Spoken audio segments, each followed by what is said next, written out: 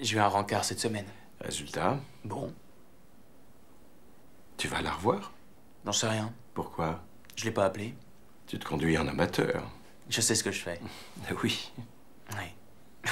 Faut pas vous en faire, je sais ce que je fais. Ouais. Mais cette fille, elle est super belle, elle est marrante, elle est futée. Elle est différente de toutes les filles que j'avais vues. Alors appelle-la, Roméo.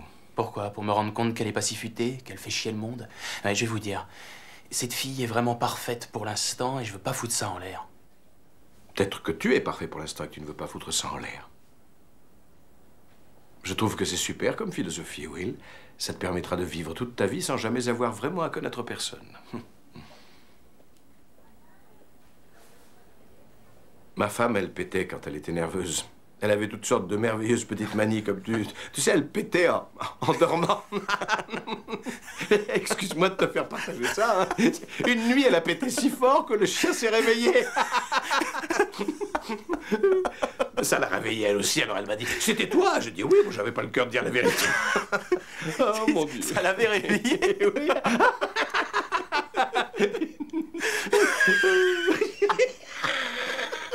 Oh Seigneur. Oui, elle est morte depuis 2 ans et voilà les conneries que je me rappelle. C'est formidable, tu sais, ces petites choses comme ça, ce sont les choses qui me manquent le plus. Ce genre de petits travers que je suis le seul à connaître. Ce qui en faisait ma femme. Oh, elle en savait long sur moi, elle aussi. Elle connaissait la moindre de mes peccadilles. Les gens appellent ça des imperfections. Et c'est pas vrai. C'est ce qu'il y a d'agréable. Et on a le droit de choisir qui on laisse entrer dans notre petit monde. Tu n'es pas parfait, vieux. Et laisse-moi t'épargner le suspense. La fille que tu as rencontrée, elle n'est pas parfaite non plus. Mais la question est de savoir si vous êtes parfaits l'un pour l'autre. Tout le truc est là. C'est le véritable sens de l'intimité. Peut-être que tu crois tout savoir sur tout, vieux, mais ça, la seule façon de le savoir, c'est de tenter le coup. Tu l'apprendras sûrement pas d'un vieux con comme moi. Et même si je le savais, je le dirais pas à un petit merdeux comme toi. Et pourquoi pas? Vous m'avez dit un tas de foutus trucs, je vous jure. Vous parlez plus que tous les psys que j'avais rencontrés avant. J'enseigne ce que je sais, je ne dis pas que je sais le faire.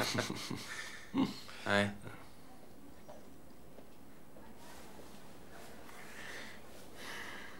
Vous avez déjà pensé à vous remarier? Ma femme est morte. D'où l'expression remarier? Elle est morte. Ouais. Ben, je trouve ça super comme philosophie, Sean. C'est vrai, ça vous permettra de vivre le reste de votre vie sans jamais avoir vraiment à connaître personne. Fin de la séance.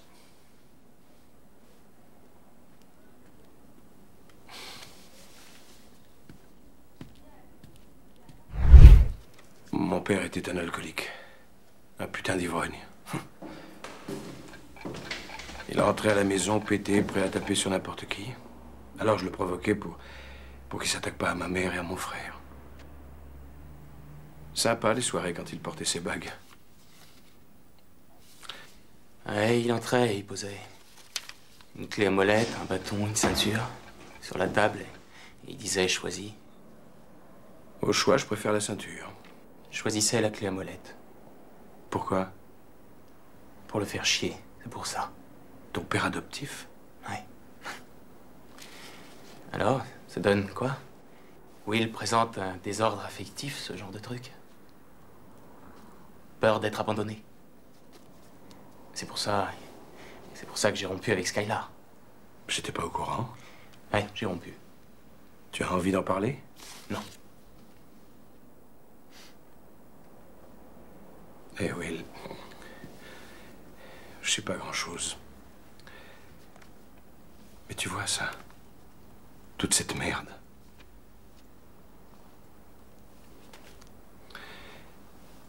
C'est pas ta faute. Ouais, je le sais. Regarde-moi, petit. C'est pas ta faute. Je sais. C'est pas ta faute.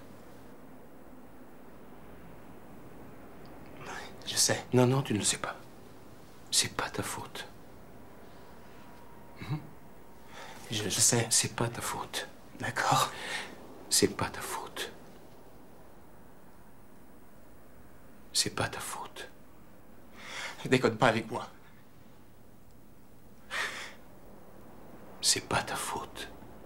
Déconne pas avec moi, d'accord? Déconne pas avec moi, pas toi. C'est pas ta faute.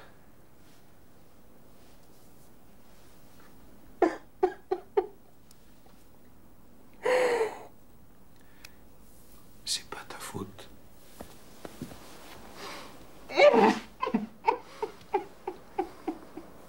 Oh Dieu, oh non, pardon, oh Dieu.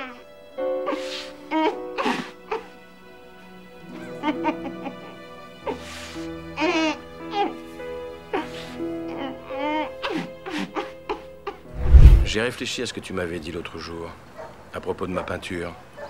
Ah, J'ai passé la moitié de la nuit à y réfléchir. Et puis j'ai eu un flash. Après, je me suis paisiblement endormi et depuis, je n'ai pas pensé à toi. Tu sais ce que j'ai compris? non. Tu n'es qu'un gosse. Tu parles sans avoir la moindre idée de ce dont tu parles. Merci beaucoup. Pas de quoi. Tu n'es jamais sorti de Boston? Non. Si je te dis de me parler d'art, tu vas me balancer un condensé de tous les livres sur le sujet. Michel-Ange. Tu sais plein de trucs sur lui. Sur son œuvre, sur ses choix politiques, sur lui et sur le pape, ses tendances sexuelles, tout le bazar, quoi. Mais je parie que ce qu'on respire dans la chapelle Sixtine, son odeur, tu connais pas. Tu ne peux pas savoir ce que c'est que de lever les yeux vers le magnifique plafond. Tu sais pas. Si je te dis de me parler des femmes, tu vas m'offrir un topo sur les femmes que tu as le plus aimées. Il t'est peut-être même arrivé de baiser quelquefois.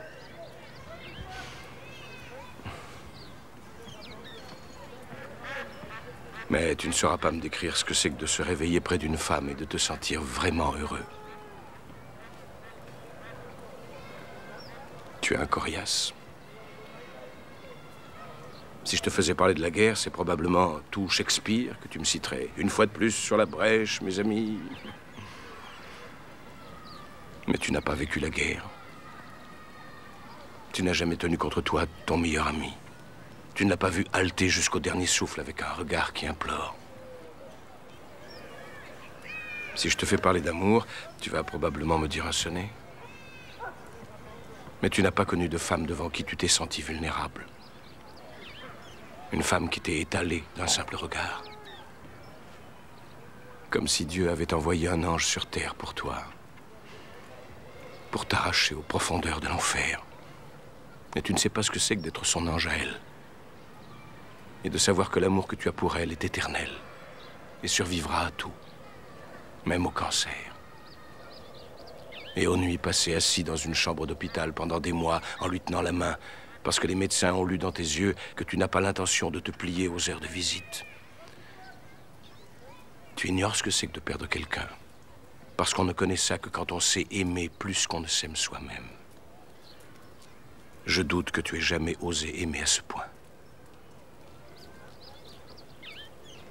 Quand je te regarde, ce n'est pas un homme intelligent et solide que je vois. Ce que je vois, c'est un gosse culotté qui meurt de trouille. Mais tu es un génie, Will. Ça, personne ne le nie. Personne ne pourrait comprendre ce qui est au fond de toi. Mais toi, tu présumes que tu sais tout de moi parce que tu as vu une toile que j'ai peinte et ça te permet de disséquer ma vie. Tu es orphelin, n'est-ce pas?